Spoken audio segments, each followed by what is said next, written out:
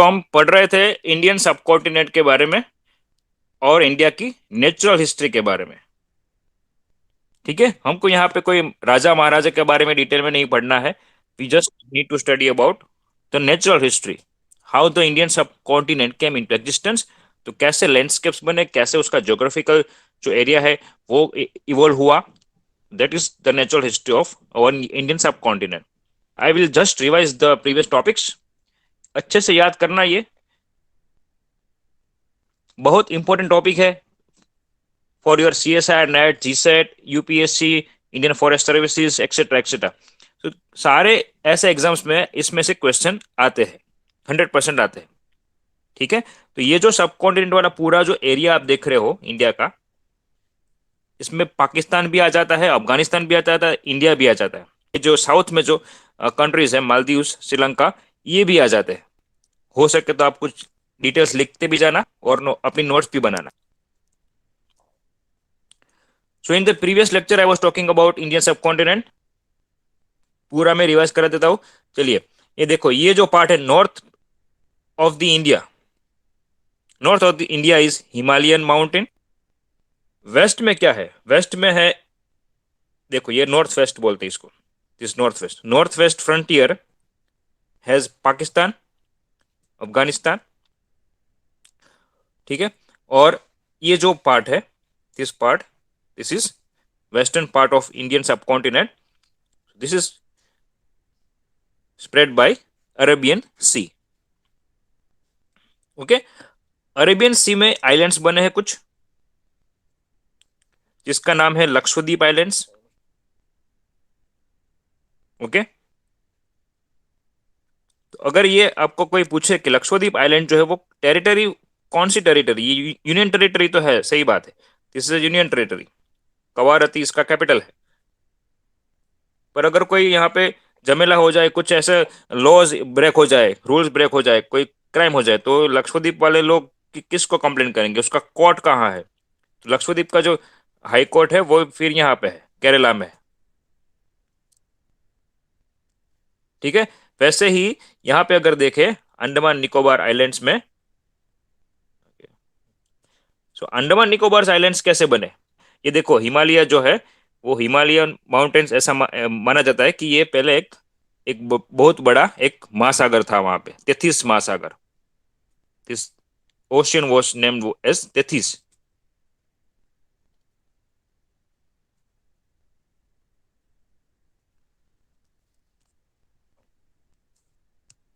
फिर जैसे ही इवोल्यूशन हुआ, कॉन्टिनेंटल ड्रिफ्ट हुआ, तो ये जो महासागर है वो फ्रीज हो गया, और कुछ फोल्डिंग्स की वजह से, कुछ टेक्टोनिक प्लेट की वजह से, वहां पे जो टेक्टोनिक प्लेट्स होगी होती है नीचे, अंडर अंडर द अर्थ, वो कोलैप्स हो गई। वो कोलैप्स होके ये माउंटेन पूरा इरेक्ट हो गया।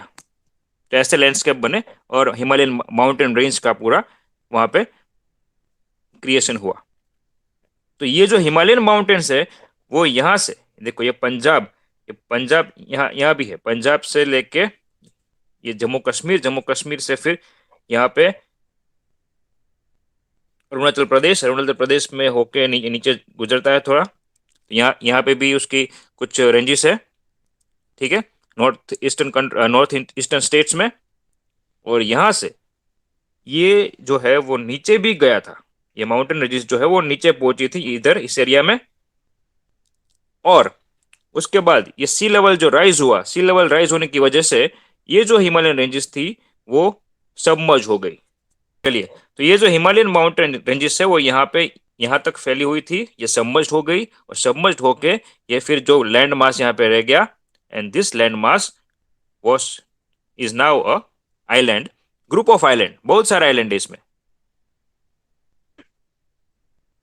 ठीक है, और ये कहाँ पे सिचुएटेड है? तो याद रखना, ये बे ऑफ बंगाल में है, ये इंडियन ओशन में नहीं है, ये बे ऑफ बंगाल रीजन में लोकेटेड है। और लक्षद्वीप आइलैंड है वो अरेबियन सी में लोकेटेड है।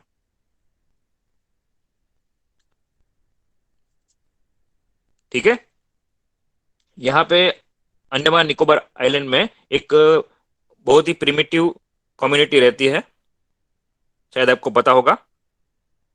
उस कम्युनिटी को बोलते हैं सेंटिनेंटल, वो आइलैंड का नाम है नॉर्थ सेंटिनेंटल। बहुत ही प्रिमिटिव कम्युनिटी है वो।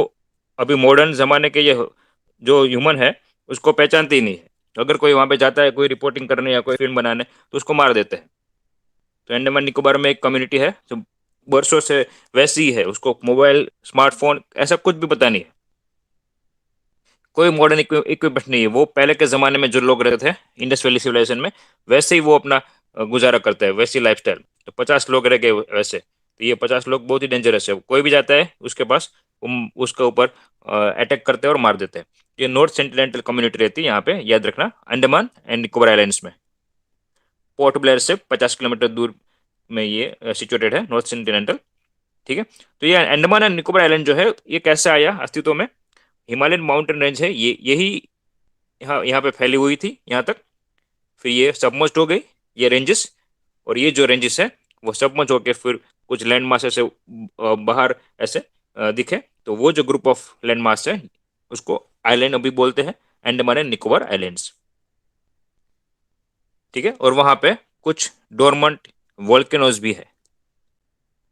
याद रखना ये अंडमान निकोबार आइलैंड्स है, वो अभी तो आइलैंड्स है पर वो हिमालयन माउंटेन रेंजेस का ही हिस्सा है।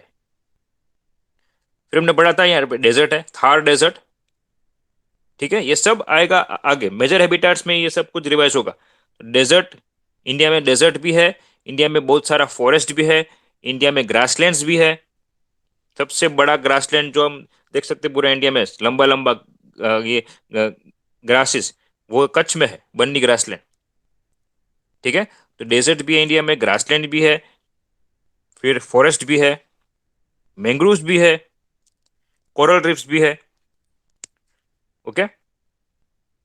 और वेटलैंड्स भी है। ठीक है। तो ये हो गया आइलैंड्स का, कि आइलैंड कैसे बने इंडिया में। लक्षद्वीप का कुछ लेना देना नहीं है हिमालयन में, हिमालयन माउंटेन रेंजेस से, वो अलग ग्रुप है। ठीक है। वो ये हिस्सा यहाँ पे जो हिस्सा है मालदीव्स वाला और ये सब, वहां से कुछ सेपरेशन हो गया था, तो इसका हिमालयन माउंटेन रेंजेस से कुछ लेना देना नहीं है। Just Andaman and Nicobar islands जो है वही हिमालयन माउंटेन रेंजेस का एक एक समय पे वो उसका पार्ट था। ठीक है। फिर इंडिया के ये जो पार्ट है, ये वाला जो इंडिया का पार्ट है, इसको क्या बोलते हैं? पेनिनसुला। याद रखना, तीन तरफ पानी, बीच और उस एक तरफ जमीन, तो इसको बोलते हैं पेनिनसुला। तीन तरफ जमीन और एक तरफ पानी, तो इसको बोलते हैं गल्फ। ठीक है। पेनिनसुला का एकदम अपोजिट है। पेनिनसुला मतलब तीन तरफ पानी और एक तरफ जमीन। तो जमीन तीन तरफ से पानी पानी से घिरी हुई है तो उसको बोलते हैं पेनिनसुला। पानी जमीन से तीनों तरफ से घिरा हुआ है तो उसको बोलते हैं गल्फ। ठीक है। इंडिया में एक ही ऐसा स्टेट है जहां पे दो गल्फ पाए जाते हैं, और वो है हमारा गुजरात। गुजरात में दो गल्फ है, दो गल्फ रीजन है। एक यहाँ पे बनता है ऐसा गल्फ रीजन, इसको बोलते हैं गल्फ ऑफ खंबात, और ये जो है इसको बोलते हैं गल्फ ऑफ कच्छ। ठीक है। बाकी का एक गल्फ भी है यहाँ पे, इंडिया और श्रीलंका के बीच में, यहाँ पे तमिलनाडु के पास एक गल्फ है जिसको बोलते हैं गल्फ ऑफ मन्नार। ठीक है। तो ऐसे एक ये पॉइंट याद रखना कि इंडिया का एक ही स्टेट ऐसा है जहां पे दो गल्फ बनते हैं, दैट इज गुजरात। ठीक है। और सबसे ज्यादा कोस्ट लाइन भी गुजरात में है, 1600 किलोमीटर का। तो चलिए, ये सब मैंने आपको बता दिया था, कुछ एक्स्ट्रा इन्फॉर्मेशन आज दी है वो आप नोट कर लीजिएगा, ये सब काम आएगा आपको। ठीक है। तो इंडिया का top most part covered with Himalayan mountains, east में फॉरेस्ट है, ये नॉर्थ ईस्ट में ज्यादातर फॉरेस्ट और छोटी छोटी पर्वतमाला है, छोटी छोटी, जिसको हम बोलते हैं हिल्स है, बहुत सारे हिल्स है, गारो खासी जैंतिया। ठीक है। तो ये वाला जो पार्ट है नॉर्थ ईस्ट, दिस पार्ट, यहाँ पे छोटी छोटी हिल रेंजेस है, पर्वतमाला है। ओके। गारो खासी जैंतिया, और वहां पे जो प्रजातियां रहती है उसको भी ये गारो खासी ऐसे नाम दिए है। ओके, नॉट प्रजातियां but tribes living in north east are also Garo Khasi ऐसे जैंतिया, ये सब ट्राइब्स का नाम भी है वहाँ पे। ठीक है। तो ये वाला जो इंडिया का पार्ट है इसको बोलते हैं नॉर्थ ईस्टर्न रीजन, और यहाँ पे 7 सिस्टर स्टेट्स है। ठीक है। तो ये 7 सिस्टर स्टेट्स का आपको नाम पता होना चाहिए, और 7 बहनों का एक भाई। वो भाई का नाम क्या है? 7 सिस्टर्स स्टेट्स का नाम क्या क्या है? ठीक है, मैं यहाँ पे लिख देता हूँ। अगर हैंड राइटिंग समझ में ना आया तो आप भी लिखते जाएगा। देखो, एक है Assam. Okay, 7 sister states, India के 7 सिस्टर स्टेट्स कौन कौन से हैं? एक है असम। ठीक है, दूसरा है अरुणाचल प्रदेश। यहाँ पे शॉर्ट फॉर्म में लिख रहा हूँ, अरुणाचल प्रदेश। ओके, तीसरा है मिजोरम। चौथा है मणिपुर। मणिपुर। ओके, पांचवा है मेघालय। मेघालय, जहाँ पे सबसे ज्यादा बारिश होती है। ठीक है, ये 5 हो गए। फिर त्रिपुरा।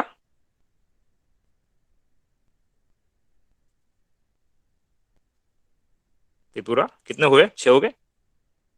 ओके, असम, एक असम, दूसरा अरुणाचल प्रदेश, तीसरा मणिपुर, चौथा मिजोरम, पांचवा मेघालय, छठा छठवा त्रिपुरा, और सातवां है नागालैंड।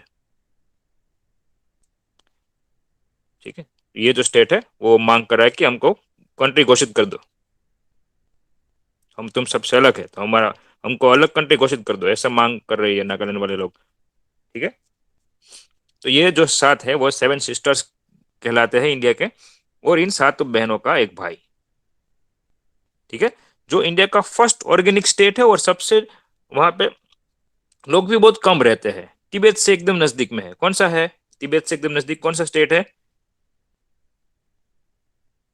सिक्किम, याद रखना ये सिक्किम। ठीक है, अभी तो तिब्बत तो चाइना का पार्ट हो गया, तो चाइना से सिक्किम एकदम नजदीक पड़ता है।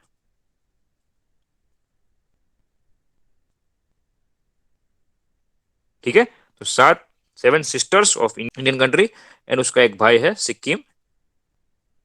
ये जो 7 सिस्टर्स है वो इंडिया के इस पार्ट में, यहाँ पे देख, अगर आप देखोगे तो एकदम नेरो रीजन आ गया है, नेरो रीजन। अगर हम ऐसे मैप बनाते 3D में और उसको ऐसे कर्व करके रखते तो वो निकल जाता है ये, यहाँ से एकदम नेरो रीजन आ गया है। This is called chicken neck of India.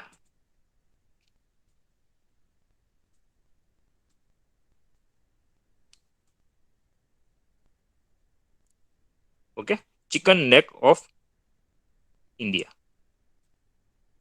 Chicken neck of India joins the 7 sisters, that means north eastern states, to the rest of the India। ठीक है, और यहाँ पे ये सारे जो ये स्टेट्स है नॉर्थ ईस्टर्न, इसमें सबसे ज्यादा बारिश होती है मेघालय में।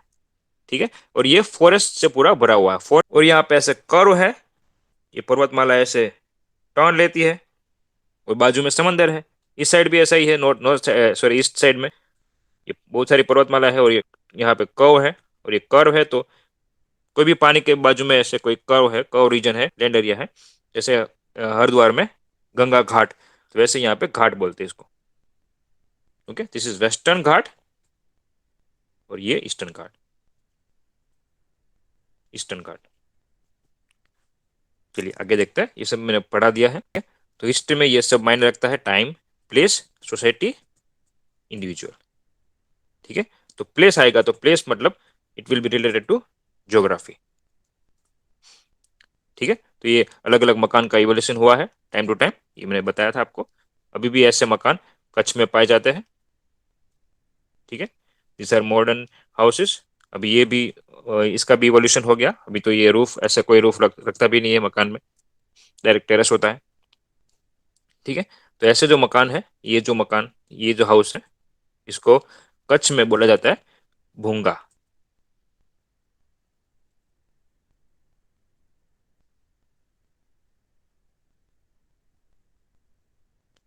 ठीक है, ऐसे वाले मकान को बोलते हैं भूंगा।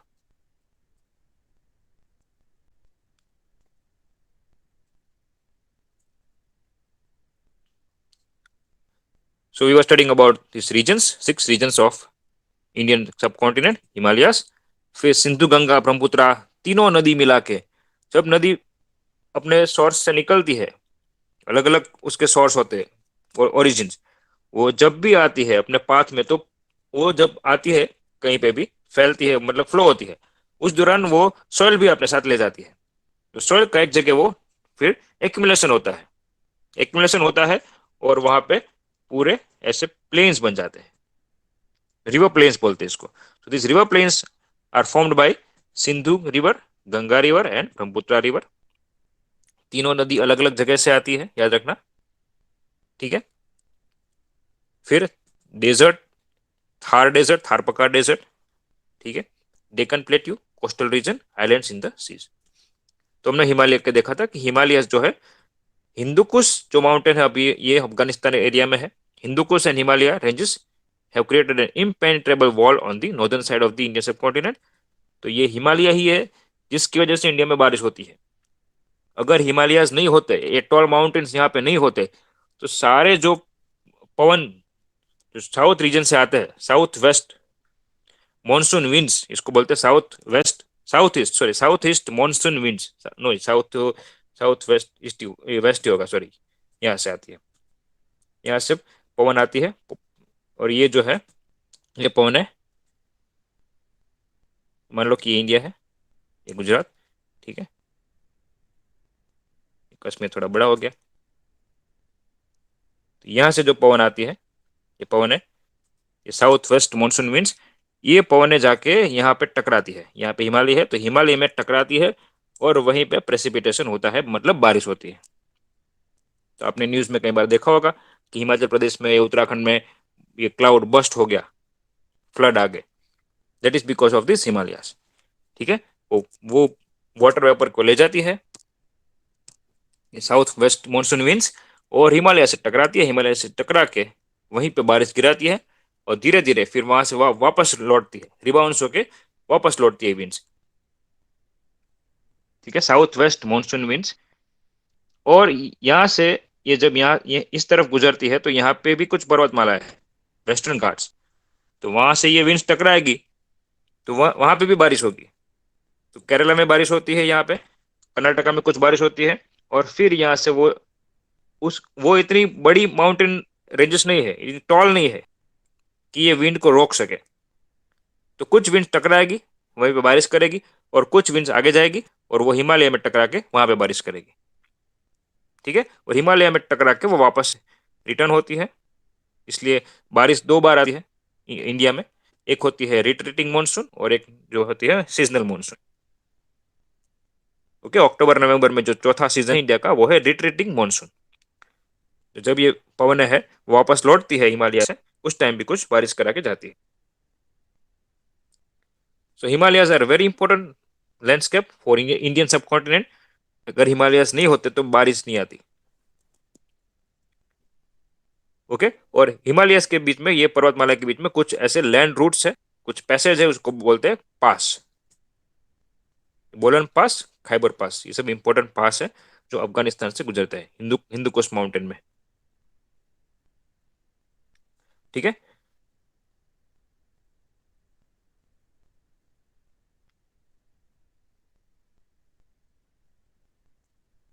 फिर ये याद रखना कि पहले के जमाने में अंग्रेज जो है, बिफोर वी गॉट इंडिपेंडेंस, ये English people, British people and some Portuguese people, ये क्या करते थे, इंडिया से साउथ इंडिया से सिल्क जो है उसका इंपोर्ट करते थे, वो अपने वहां पे ले जाते थे। तो उसके लिए स्पेशल रूट बनाया था, this route was called silk route. Okay, तो ये सिल्क का एक्सपोर्ट होता था यहाँ पे, ठीक है। तो सिल्क यहाँ से ले जाते थे, अपने कंट्री में इंपोर्ट होता था, तो वहां पे इंपोर्ट, यहाँ से एक्सपोर्ट। और ये जो रूट बनाया था सिर्फ सिल्क ट्रांसपोर्ट करने के लिए, सिल्क को एक्सपोर्ट करने के लिए, this is called silk route. Okay, और ये सिल्क रूट ही है, ये रूट से क्या हुआ कि कुछ फॉरेनर्स को इंडिया में आने का रास्ता भी मिल गया। तो many foreigners, foreign travellers also came to India by this route. For example, एक ट्रैवलर था यूएन संघ,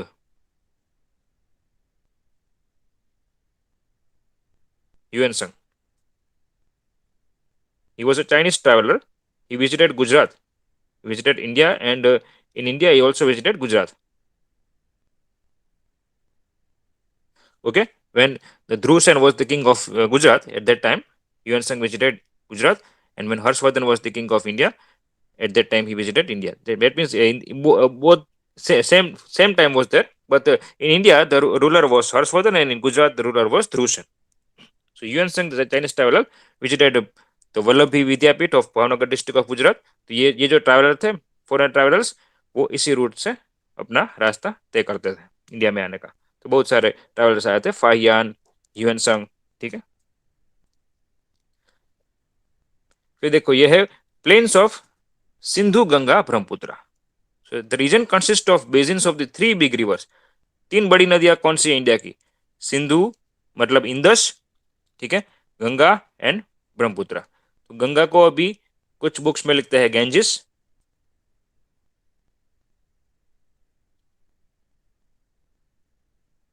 ओके. सिंधु नदी मतलब इंदस.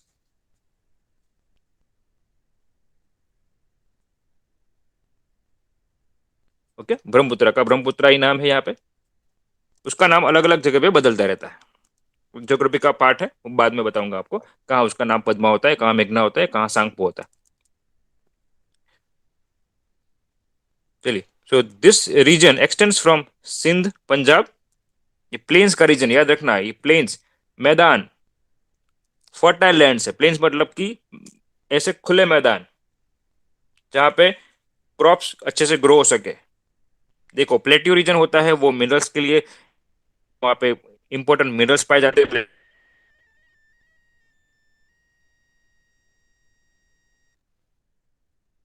प्लेट्यूज में. प्लेन्स जो होते हैं, प्लेन रीजन होगा. This plains are very important. So this region extends from Sindh Punjab. Sindh Punjab मतलब पाकिस्तान का एरिया, ठीक है, in the west to the present day Bangladesh. तो ईस्ट में बांग्लादेश से लेकर वेस्ट में सिंध पंजाब मतलब पाकिस्तान तक की, ये दोनों बीच का रीजन जो है वो सब प्लेन रीजन है. ठीक है. इसी रीजन में सारे सीरियल्स ग्रो होते हैं. Most of the crops are grown in this region. याद रखना, Sindh Punjab in the west to the present day Bangladesh in the east. Okay. और यही वो रीजन है जहां पे एग्रीकल्चर की शुरुआत हुई, और सिविलाइजेशन भी वहां पे डेवलप्ड हुआ. और that is Harappan civilisation. Okay. और इंडस वैली सिविलाइजेशन. आया समझ में? तो ऐसे साम्राज्य जो है वो गंगा नदी के किनारे बाद में आए. पहले इंदस नदी के किनारे कुछ सिविलाइजेशन आए, पर वहां पे राजा महाराजा नहीं थे इंडस सिविलाइजेशन में. उसके बाद वहां पे कुछ फ्लड आया या अर्थक्वेक आया, कुछ पता नहीं है किसी को. ऐसी सब मान्यता है कि फ्लड आया था या किसी ने अटैक किया आर्यंस ने, या फिर अर्थक्वेक हो गया. तो वहां से सिविलाइजेशन जो है वो शिफ्ट हो गया गंगा नदी के किनारे, जो भी बच गए थे. या फिर ऐसा ऐसा भी माना जाता है कि वहां पे कुछ नई शुरुआत हुई थी गंगा नदी के किनारे. तो रिवर गंगा जो है उसके किनारे एक पूरा साम्राज्य बसा हुआ था इंडिया का. और वहां पे ही फिर उस नदी के किनारे ही मौर्य साम्राज्य, गुप्ता एम्पायर और बाकी के जो उसके बाद वाले फॉलोइंग एम्पायर्स थे वो एस्टेब्लिश हुए गंगा नदी के किनारे. ओके. इसमें सबसे अच्छा और ज्यादा समय तक रहने वाला जो साम्राज्य एम्पायर था वो था मौर्यन एम्पायर, मौर्यन और गुप्ता एम्पायर. ठीक है. मौर्यन एम्पायर मतलब अशोक राजा वाला एम्पायर, चंद्रगुप्त मौर्य. ठीक है. फिर अशोक, उसके बाद गुप्ता एम्पायर आया, विक्रमादित्य. ये सब गंगा नदी के किनारे था. तो ये सब एस्टेब्लिश करने के लिए कौन सी ज्योग्राफी जरूरी थी? प्लेन्स. ठीक है. तो प्लेन्स कौन बनाता है यहाँ पे? सिंधु नदी मतलब इंदस नदी. ठीक है. जो तिब्बत के मानसरोवर में से निकलती है. गंगा गंगा रिवर. ठीक है. जो गंगोत्री ग्लेशियर से निकलती है. और ब्रह्मपुत्र रिवर, ये भी मानसरोवर के पास तिब्बत से निकलती है. ठीक है. इंडिया की सबसे बड़ी नदी कौन सी है? याद रखना, इंडिया की सबसे बड़ी नदी है Ganga. Okay. Please remember this facts. Largest river और longest river of India is Ganga. इसको ह्यूमन का दर्जा दिया है, यानी इसमें कुछ भी हार्म कोई करे, पोल्यूशन या कुछ भी इसको हार्म करे, उसको जेल की सजा हो सकती है. तो Ganga is given human character in the year 2008.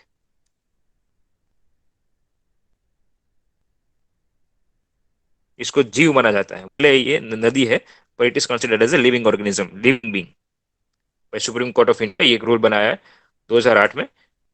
ठीक है, इसको लिविंग एंटिटी कहा जाता है। Remember, Ganga is considered as living entity.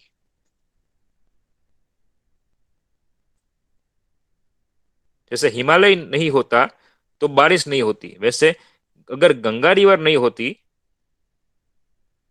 तो ये सब कुछ नहीं होता, कुछ साम्राज्य नहीं बसते, और इंडिया का कुछ अलग ही सिनेरियो होता। तो इंडिया का पूरा क्रॉप रीजन, जो फूड है, वो इसी प्लेन के ऊपर डिपेंडेंट है, और ये प्लेन्स जो है वो ये तीनों नदियां बनाती है। इसमें गंगा का एक बहुत ही इंपॉर्टेंट पार्ट है। तो Ganga is considered as an living entity, सबसे लंबी नदी है। और अगर ऐसा आपको क्वेश्चन आए कि इंडिया से पसार होने वाली, इंडिया से the river which passes through India, the longest river which passes through India is, तो उसमें आएगा आंसर ब्रह्मपुत्र। ठीक है, longest river passes passing from India is Brahmaputra. It is not from Indian origin. Indian origin की सबसे लंबी नदी कौन सी है, तो गंगा है। ओके, और ब्रह्मपुत्र के ऊपर एक रिवर आइलैंड बना है जिसका नाम है मजुली।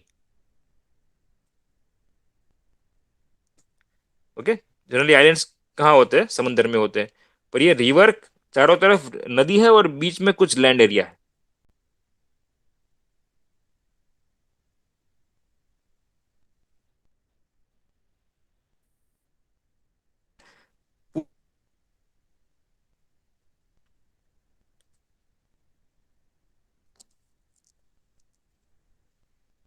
डिस्ट्रीब्यूटरीज, डिस्ट्रीब्यूट करती है वो, डिस्ट्रीब्यूटरीज। और छोटी छोटी नदियां मिलकर बड़ी नदी में मिलती है तो उसको बोलते हैं, छोटी नदी को बोलते हैं ट्रिब्यूटरी। चलिए नेक्स्ट, थार डेजर्ट। ये आपको पता ही है कहाँ पे है, राजस्थान में सबसे ज्यादा एरिया फैला हुआ है थार डेजर्ट का।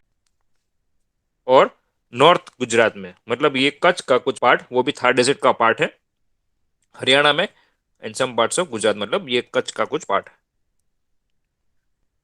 और बाकी का इसका जो हिस्सा है वो पाकिस्तान में भी है। ठीक है, तो इस डेजर्ट से कौन सी नदी वहां से पास होती है, सतलज नदी पास होती है, याद रखना। Desert has the Sutlej river to its north, north में सतलज नदी पास होती है। ठीक है, सतलज नदी के ऊपर एक बहुत बड़ा डैम भी बना है। अरावली माउंटेन रेंज है। अरावली माउंटेन रेंज जो है यहाँ पे हमारे गुजरात में, ये गुजरात से स्टार्ट होती है ये। ठीक है, गुजरात में जो ये पावागढ़ ये सब है ना, अरावली माउंटेन का पार्ट है, अबू अंबाजी। सो अंबाजी वाला जो पर्वतमाला है वो अरावली माउंटेन का ही पार्ट है। ये दुनिया के सबसे ओल्डेस्ट माउंटेन रेंज है। Okay, world's oldest mountain range है ये, ऐसे माना जाता है, अरावली माउंटेन रेंज। ओके, भले ये छोटी है हाइट में, पर ये सबसे पुरानी है, वो घिस गई है ऊपर से इतने वर्षों में। सो ईस्ट में, इस डेजर्ट के ईस्ट में अरावली है, रन ऑफ कच्छ है साउथ में, और इंदस नदी है वो वेस्ट में है। ये सब आप याद रखना। ठीक है, एक नदी हिमाचल प्रदेश से निकलती है जो थार डेजर्ट में पहुंचती है, उसका नाम है Ghaggar river. Okay, Ghaggar river जो है ये एचपी से निकलती है और थार डेजर्ट में पहुंचती है। ठीक है, और इस घग्गर नदी को हकरा बोलते हैं। Okay, it is known as Hakra in Pakistan. अब देखो, इसका जो थार डेजर्ट का जो हिस्सा है राजस्थान पाकिस्तान में, वो पूरा, इस घग्गर नदी का जो पाकिस्तान वाला और राजस्थान वाला जो हिस्सा है वो पूरा ड्राई हो गया है, मतलब वहां पे उसका पाथ दिखाई दे रहा है पर उसमें पानी नहीं है। This Ghaggar river has dried up in Rajasthan and Pakistan area. ठीक है, पाकिस्तान में इस रिवर का नाम है हकरा। ओके, इस नदी के किनारे भी बहुत सारी संस्कृतियां फैली हुई थी, सिविलाइजेशन, हड़प्पन सिविलाइजेशन। ठीक है, तो ये थार डेजर्ट, ये भी एक पार्ट है हमारे इंडियन सब कॉन्टिनेंट का। Region between the east and west coast of India tapers off to the south, south वाला पार्ट है, मैंने बताया था। तो ये जो है वो पेनिनसुला है, पेनिनसुला में जो प्लेट्यू रीजन है उसको बोलते हैं डेक्कन प्लेट्यू। तो डेक्कन प्लेट्यू के वेस्ट में है अरेबियन सी, साउथ में है इंडियन ओशियन, और ईस्ट में है bay of Bengal. Okay, region bound by sea on three sides, remember this thing, is called a peninsula. और major part of the Indian peninsula is occupied by Deccan plateau. याद रखना, Deccan plateau पूरे peninsula का ज्यादा से ज्यादा हिस्सा, 90 to 95% of this peninsula is covered by Deccan plateau. माला, पर्वतमाला बोलते हैं, माउंटेन रेंज का मतलब है पर्वतमाला। तो छोटी छोटी ऐसे एक पर्वत दूसरा पर्वत ऐसे लाइन में पूरी सीरीज होती है माउंटेन की, उसको बोलते हैं माउंटेन रेंजेस, पर्वतमाला है। सो Vindhya and Satpura.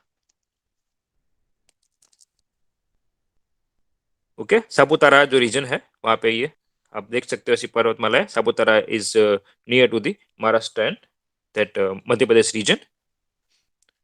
Okay, so Vindhya पर्वतमाला है वहां पे आपको, ये सातपुड़ा पर्वतमाला है, आप देख सकते हो सापुतारा रीजन। गुजरात में एक ऐसा लोकेशन है जहाँ पे दो पर्वतमालाएं मर्ज हो जाती है, और वो है पावागढ़। फिर है सह्याद्री। सह्याद्री माउंटेन रेंज, सह्याद्री क्या है, सह्याद्री मतलब कि वेस्टर्न घाट, याद रखना। तो other name for western Ghat is Sahyadri. तो वेस्टर्न घाट में जो माउंटेन रेंजेस है वो है सह्याद्री माउंटेन रेंजेस। ओके, तो इसको वेस्टर्न घाट भी बोलते हैं। और सह्याद्री के वेस्ट में, वेस्ट मतलब इस साइड, याद रखना है, left side, to the west of the Sahyadri is the coastal region of Konkan. Konkan वहां पे कोंकण रीजन है, मतलब कि कौन सा स्टेट, ओके स्टेट है, याद रखना, यूनियन टेरिटरी नहीं है। Goa is a state, smallest state of our country, Goa, it is not a union territory. So Konkan है और मालाबार है। So Malabar and Konkan are situated near the western Ghat, मतलब सह्याद्री माउंटेन रेंजेस।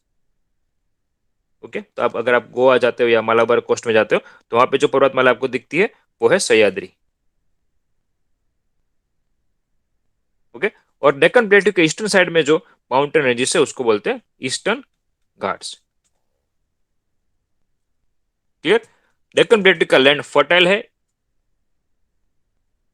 वहां पे भी ऐसा माना जाता है कि हड़प्पन जो कल्चर था, हड़प्पन एक साइट है, याद रखना, हड़प्पन, हड़प्पन मतलब कि एक साइट है, किसी आदमी का नाम नहीं है। ये अभी फिलहाल पाकिस्तान में है। तो पहले के जमाने में जो संस्कृतियां थी, बिफोर 3000 ईयर्स एगो, कुछ लोग बसते थे, उन्होंने मकान बनाए थे, कुछ गटर योजनाएं बनाई थी, कुछ ऐसी इमारतें बनाई थी, वाटर बाथ बनाया था। तो ये सब कुछ पाया गया है, एक्सकेवेशन किया है अंडर अर्थ, और ये सब कुछ पाया गया है, और कार्बन डेटिंग टेक्निक से पता लगाया है कि ये कितनी पुरानी है। ठीक है, तो ये सब 3300 साल पुरानी संस्कृतियां हैं। 3300 साल नहीं, पर 3300 BC, मतलब कि इसमें आज के 2021 ऐड कर दो तो इतने साल पुरानी ये संस्कृतियां हैं। तो 5400 साल पुरानी, 5000 साल पुरानी संस्कृतियां ही। तो लोग बसते थे, लोग बसते थे, कुछ वहां पे फॉर्मेशन हुआ था कुछ कल्चर का, तो इसको बोलते थे सिविलाइजेशन। तो हड़प्पन पाकिस्तान में है और मोहनजोदड़ो भी पाकिस्तान में है। ये दोनों मिला के जो संस्कृतियां हैं वो इंडस नदी के किनारे थी, इसलिए इसको बोलते हैं इंडस वैली सिविलाइजेशन,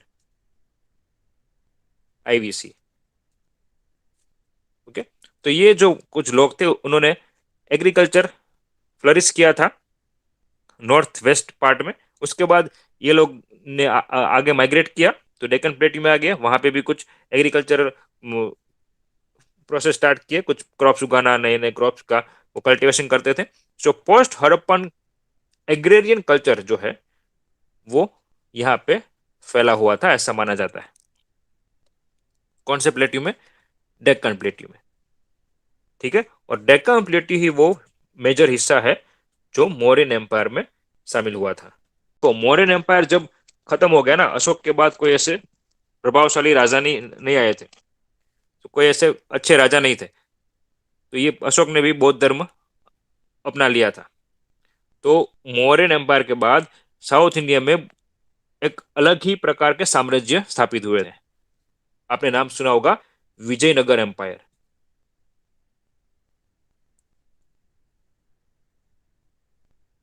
कर्नाटका में हम्पी एक एरिया है, हम्पी, अभी वो वर्ल्ड हेरिटेज साइट का पार्ट है, यूनेस्को वर्ल्ड हेरिटेज साइट।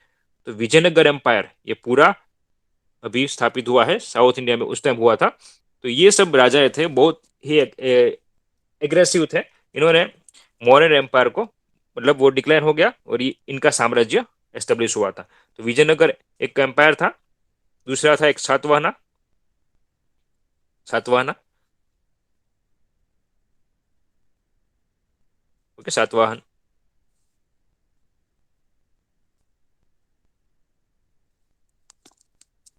तो ये सब एम्पायर थे, वो डेक्कन प्लेट्यू में बाद में वहां पे एस्टेब्लिश हुए थे। छोटे छोटे एम्पायर थे, पर उसके जो महल ये सब, उसकी संस्कृतियां थी एकदम अलग ही थी, यूनिक स्टाइल की थी। उनके जो महल थे वो भी ऐसे कैसल जैसे लगते थे, कैसल जो होते हैं ना आप कार्टून में देखते हो, कैसल, महल जैसा कुछ स्ट्रक्चर, डिज्नीलैंड जैसा। ठीक है, तो एकदम यूनिक एम्पायर थे वो। So after the decline of the Mauryan empire, several other kingdoms and smaller empires continue to flourish in this region. कौन से रीजन की बात करें हम? डेक्कन प्लेटू की। ठीक है, फिर है कोस्टल रीजन। ओके, समुद्र किनारे वाला रीजन।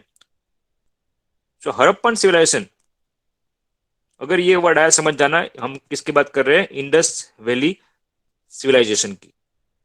ठीक है, इंडिया में दो टाइप के सिविलाइजेशन थे, एक था इंडस वैली सिविलाइजेशन, और ये खत्म हो गया, तो उसके बाद आ गया Ganga valley civilisation.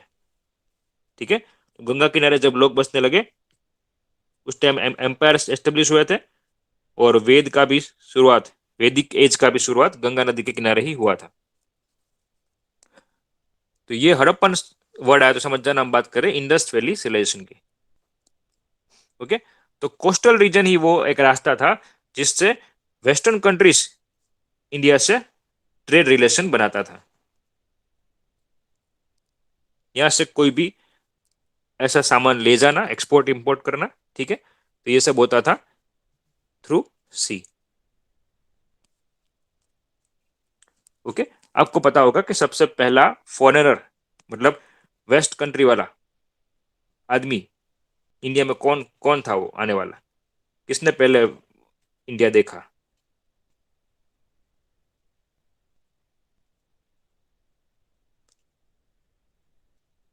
You might be knowing about this man, Vasco da Gama. He was the first Portuguese to discover the route to India, the first Western person to discover the sea route to India. ठीक है, जमीन का तो कोई रास्ता था ही नहीं, या तो पर्वत से आ सकते थे या फिर पानी से आ सकते थे इंडिया में। रोडवेज तो कुछ बना ही नहीं थे उस टाइम। ठीक है, हम बात कर रहे हैं 1492 की। तो 1492 14th में कोई ये भाई साहब इंडिया में आए थे। ठीक है, वास्को डी गामा, पोर्टुगीज। इसके बाद ही बाद में अंग्रेज, फ्रेंच, ये सब को पता चला कि यहाँ पे रास्ता है, एक बहुत मस्त कंट्री है, सोने की चिड़िया है भारत, या चलो इधर। ठीक है, तो इसको गाइड किसने किया था? वास्को डी गामा जहाँ कहीं और रहा था, उसको नहीं पता कि यहाँ पे आना है, उसको किसी और जगह पे जाना था। ठीक है, वो तो इंडिया को कभी पहुंच नहीं पाता। पर हमारे गुजराती एक भाई थे, कांजी मालूम, एक कच्ची भाई साहब थे। ठीक है, अगर ये नहीं होते ना, कांजी मालूम, तो अंग्रेज कभी इंडिया में आ ही नहीं पाते। अंग्रेज का कोई भी नहीं आ पाता है। तो पोर्टुगीज जो थे वो सबसे पहले इंडिया में आए थे। उन्होंने अपना एम्पायर जो है वो एस्टेब्लिश किया था गोवा में, दीव में। ठीक है, ये सब जगह पे। फ्रेंच है, उन्होंने अपना एम्पायर एस्टेब्लिश किया था वो पौंडीचेरी में। अभी भी पौंडीचेरी में फ्रेंच कॉलोनीज देखी जाती है। पौंडीचेरी पूरा फ्रेंच एम्पायर से बना हुआ था। ठीक है, और बाकी के जो एरिया थे वहां पे अंग्रेज थे, ब्रिटिश। ठीक है, तो ये जो कांजी मल्लम थे, उन्होंने रास्ता दिखाया वास्को डी गामा को, इधर आओ, ये इंडिया का रास्ता है, इधर इधर आ जाओ। तो Vasco D gamma entered the Calicut बंदर, नॉट सॉरी, नॉट बंदर बट कैलिकट बंदर, Calicut.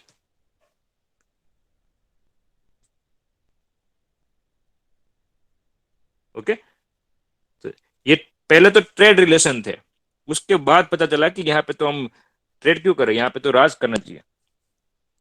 So this was the route to towards the Indian subcontinent.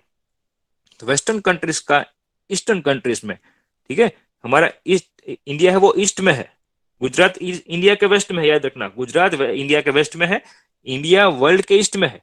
अगर पृथ्वी में देखें तो इंडिया जो है वो इस साइड आता है, तो अगर पृथ्वी के ऐसे चार भाग कर दें हम, तो इंडिया यहाँ पे है,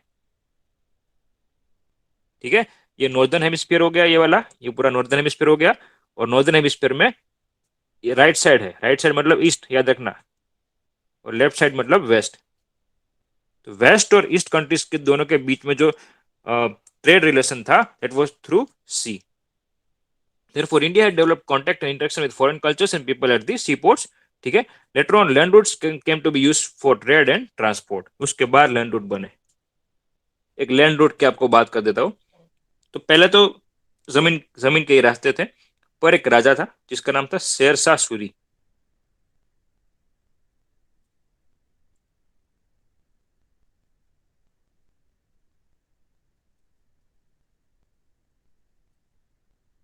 ठीक है।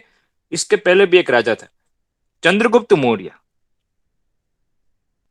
चंद्रगुप्त मौर्य ने अफगानिस्तान से लेकर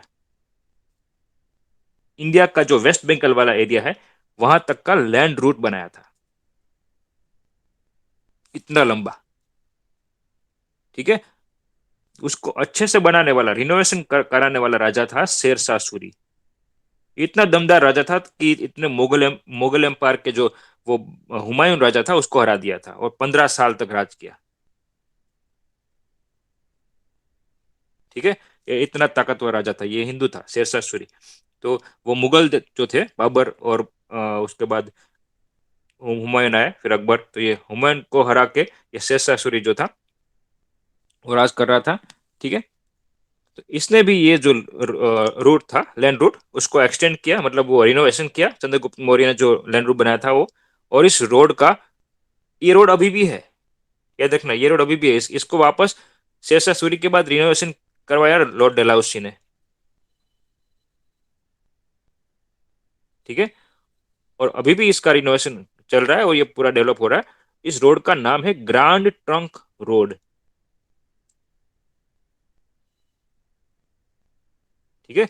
ये रोड अभी भी है, इसके ऊपर बहुत सारी योजनाएं ये भी बन रही, ग्रांड ट्रंक रोड।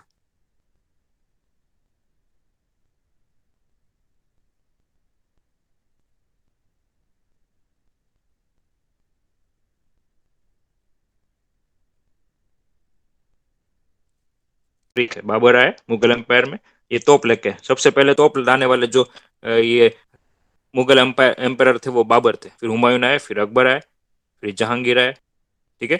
जहांगीरी वो राजा थे जिन्होंने अंग्रेजों को गुजरात में अपनी फैक्ट्री खोलने के लिए परमिशन दी थी।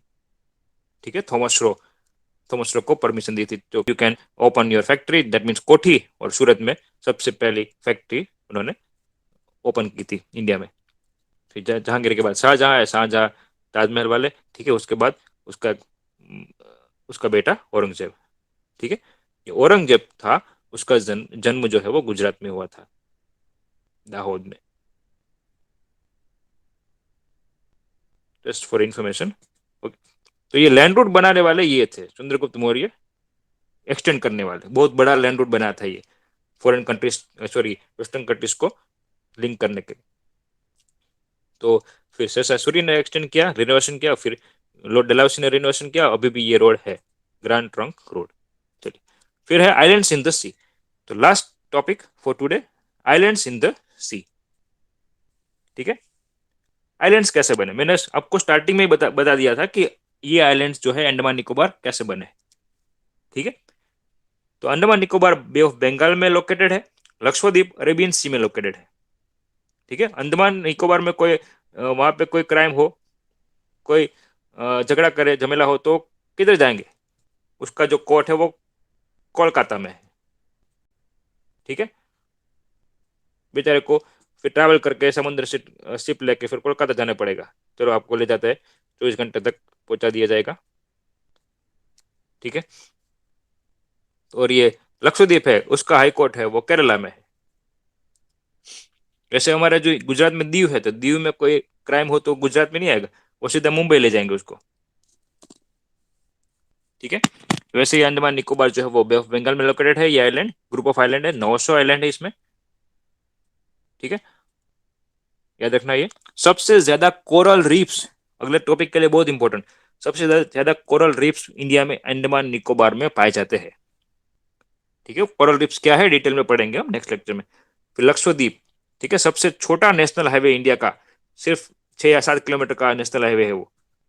नेशनल हाईवे जो है, नेशनल हाईवे आई थिंक 47, सबसे छोटा नेशनल हाईवे वो लक्षद्वीप में है, 6 किलोमीटर का। 6 किलोमीटर में पूरा नेशनल हाईवे पूरा हो जाता है। ठीक है। फिर लोकेशन ऑफ दिस आइलैंड्स में have been important nation sea routes. तो यहाँ यहाँ पे तो कोई ट्रेड नहीं करता था, पर कोई अगर अंडमान निकोबार में एक वो काल कोठरी की सजा थी, वहां पे भेज देते थे उसको, जैसे वो वीर सावरकर। ठीक है, वहां पे भेज देते थे। फिर यहाँ पे कुछ आर्मीज भी एस्टेब्लिश हुई थी, सुभाष चंद्र बोस ने कुछ आर्मी का भी यहाँ पे एस्टेब्लिशमेंट किया था। ठीक है, अंडमान निकोबार आइलैंड में। तो ये सब माना जाता है कि ये हिमालय का एक पार्ट था। तो ये कहाँ पे लिखा है, तो ये लिखा है पेरिप्लस ऑफ द एरिथ्रियन सी, इस बुक में लिखा है। मैन्युस्क्रिप्ट है, हाथ से लिखी हुई बुक है ये, टाइप नहीं है, हाथ से लिखी हुई बुक है, मैन्युस्क्रिप्ट, इसमें लिखा है। ठीक है, इसका दूसरा नाम है हैंडबुक ऑफ द रेड सी। ये किसने लिखी है ये नहीं पता, पर कोई ग्रीक सेलर ने लिखी है ऐसा पता है। सो पेरिप्लस ऑफ द एरिथ्रियन सी, इस बुक में लिखा है कि ये आइलैंड्स कैसे बने और हिमालय जो है वो कैसे अस्तित्व में आया। उसमें लिखा गया है कि 33 महासागर में से हिमालय की रचना हुई थी। ठीक है। Cities of Harappa and Mohenjodaro are in today's Pakistan, याद रखना ये। तो इंडिया की कौन सी ऐसी पुरानी साइट है, कालीबंगान, याद रखना। ठीक है। सो इंडिया को सब कॉन्टिनेंट क्यों बोलते हैं, क्योंकि इसका एक्सपांशन इतना है, इतना फैला हुआ है, इसमें सब कुछ है। आइलैंड्स भी है, पर्वतमालाएं भी है। ठीक है। फिर प्लेन्स भी है, रिवर प्लेन्स भी है, और प्लेट्यूज भी है। So considering the expansive significance of the India in this region, it is also considered as Indian subcontinent. Okay. Harappan civilisation कहाँ पे फैला हुआ था, नॉर्थ वेस्टर्न पार्ट में इंडिया के। ये आपको पता ही है, नॉर्थ वेस्टर्न पार्ट में हड़प्पन सिविलाइजेशन था। हड़प्पन सिविलाइजेशन का दूसरा नाम क्या है, इंडस वैली सिविलाइजेशन, याद रखना। ठीक है। अब देखो, चाइना जो है वो इंडियन सब कॉन्टिनेंट का पार्ट नहीं है, हमको नहीं हमने नहीं रखा चाइना को। ठीक है। और म्यांमार दूसरा कौन सा है, म्यांमार, इसका दूसरा नाम बर्मा है, बर्मा या फिर म्यांमार।